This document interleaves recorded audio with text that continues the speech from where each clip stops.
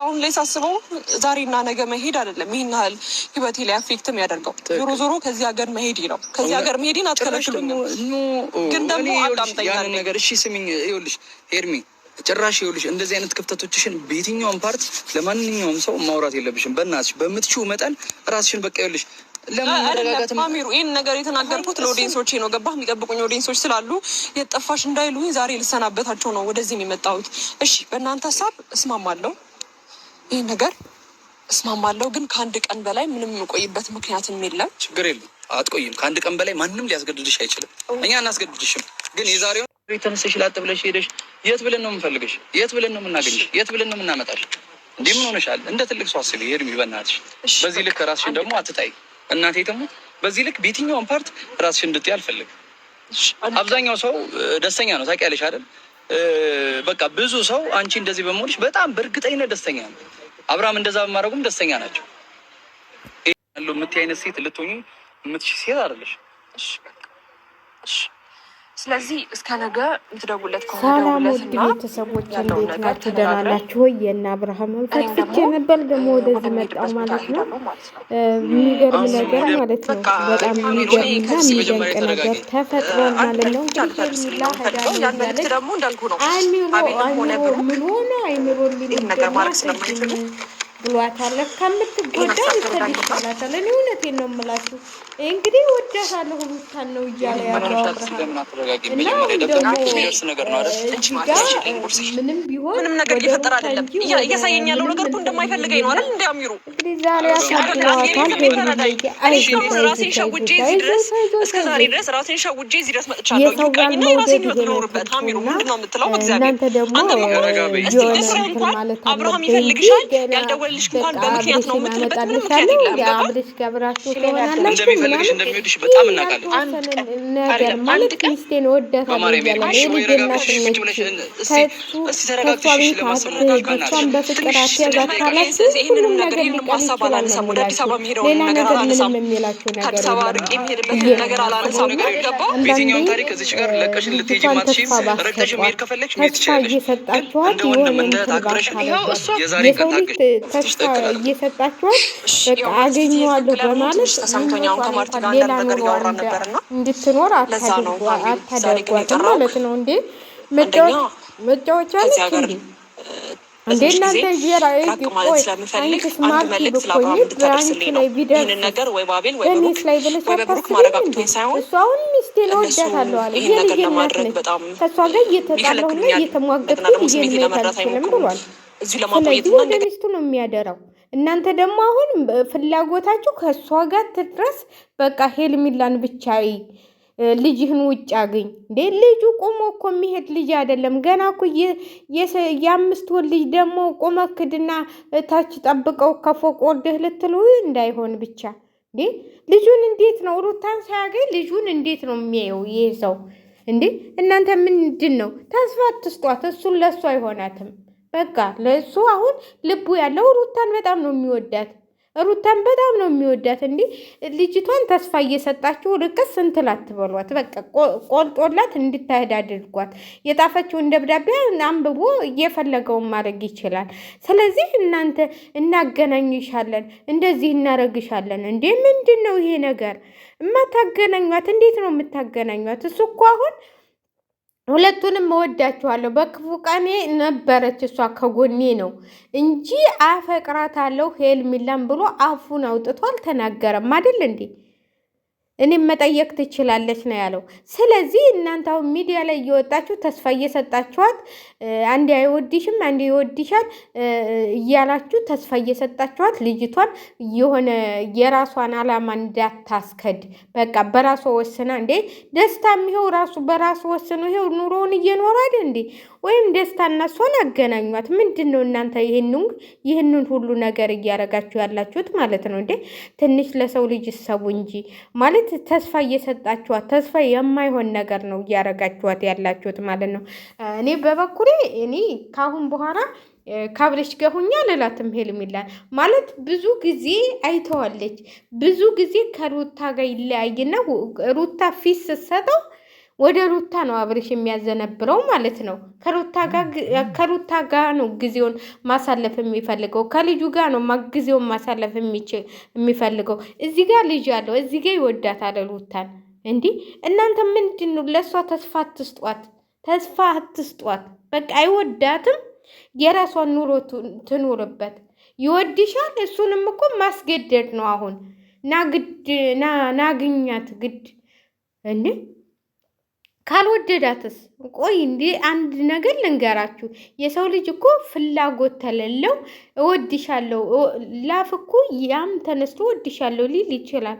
አሁን ለምሳሌ ማለት ነው አንድ ጓደኛ ስትይዙ እንደ መጀመሪያና እንደ ሁለተኛና መጀመሪያ ከመጀመሪያ ጓደኛችሁ ይመጣል እንዴ? የመጀመሪያ እንኳን የልጅ እናቱ ቀልቶ ማለት ነው በልጅነት ያገኘውን ልጄ ነው። ልጄን በሰላም አግኝቼ ተጫውቼ ሩታም ጋር በሰላም መኖር ነው የምፈልገው ነው ያለው። በቃ ሩታንም እወዳታለሁ፣ በጣም ነው የምወዳት አለ። በቃ አለቀ።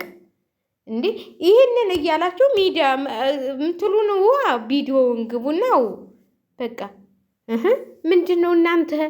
ወይስ እሷን አታግኝ፣ በቃ ሩታን አታግኝ፣ ልጅህንም አትይ ከሄርሜላ ጋር ሆን ልትሉት ነው ወይስ ምን ልትሉት ነው? እኔ ያልገባኝ ነገር ይሄ ነው። እሷ አሁን ልጄን ማየት እፈልጋለሁ ብዙ ነገር እንትን ያልኩበት ነው። የልጅነት ልጄ ነው፣ አምሳያ ልጄ ነው አለ። እዚህ ጋር ደግሞ ከሩታ ጋር ሁልጊዜ እየተጨቃጨኩኝ ግብ እየፈጠልኩኝ ልጄን ላይ አልፈልግም አላችሁ አይደለ እንዴ? በቃ ስለዚህ እሷ የራሷን ኑሮ ትኑርበት፣ ተዋት፣ በራሷ ትወስን።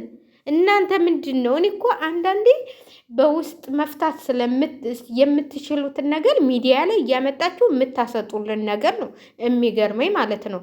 ሚዲያ ላይ ትመጡና ትጎልላላችሁ። እናንተ አፋች፣ እናንተ አጋቢ፣ እናንተ የልጅ እናት አለያይ፣ ልጅ ካላባት እንዲያድግ የምታረጉ እናንተ ናችሁ እንዴ!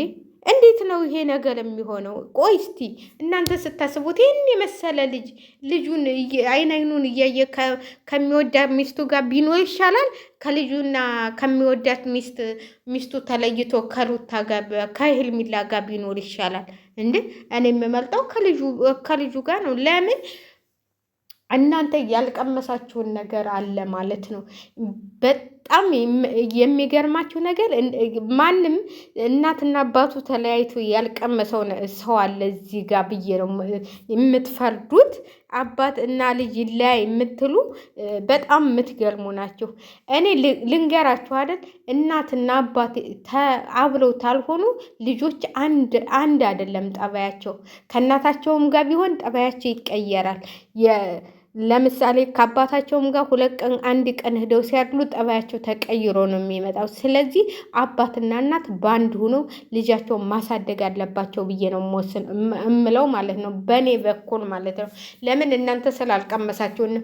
እኔ ግን እናቴ ሞታብኝ አባቴ ሞቶብኝ ስላየሁት አባትና እናት ብዙ ጉዳት እንደሚጎዱ ስለማውቅ እኔ አባትና እናት በህይወት እያሉ ማንም ልጅ ይለይ አለለም። ማንም ልጅ አሁን ለምሳሌ ልጇን ታሳድጋለች፣ ጀግና ነች። ምንም ጀግና ብትሆን እናትና አባት አብረው ሲሆኑ ነው ልጅ እንክብካቤ አግኝቶ የአባት ፍቅርና የእናት ፍቅር ያላገኘ ልጅ ምን አይነት ልጅ ነው? እስቲ ምን አይነት እግዚአብሔር። አንዳንዶቹ ልጃቸው እናታቸው አሳድጋቸው ለብዙ ደረጃ ይደርሳሉ፣ አባትም አሳድጓቸው እንደዛው።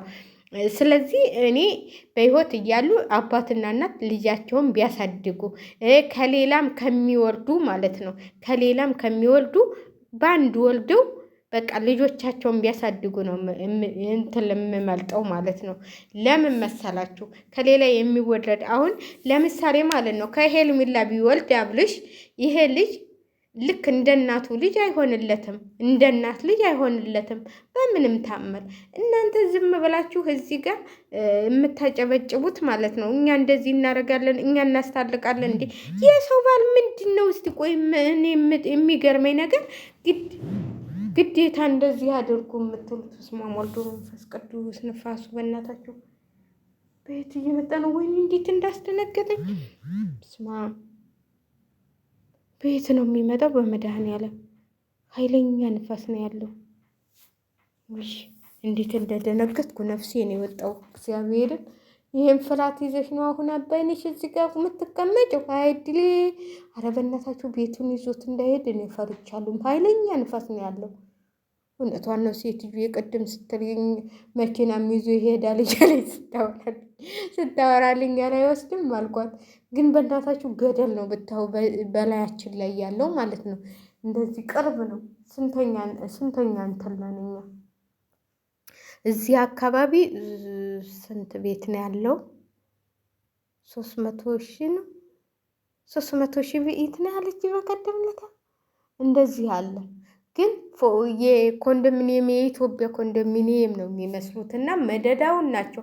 አንድ አይነት ቀለም ነው በቃ የተቀባ አንድ አይነት ስራቸውም ሁላቸውም ምንም የተቀያየለ ነገር የለውም። እና በዛ በእኛ ኋራ 2 ቤት ነው 3 ቤት አለ መሰለኝ። ከዛ በኋላ ገደል ነው።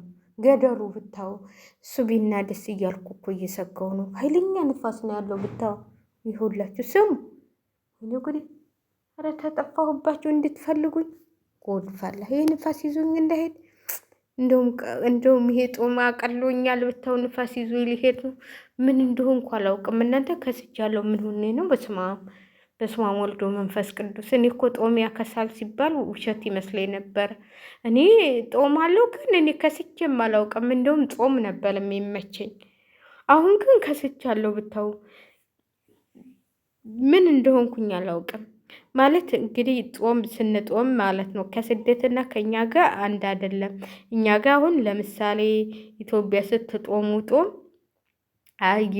በቃ እንትን ፍሎቲን ያላቸው ምግቦች ነው የምታገኙት ማለት ነው። በነገራችን ላይ ልንገራችሁ፣ አረብ ሀገር ምግብ አለ እንዲ ያለ የለም እንደ ኢትዮጵያማ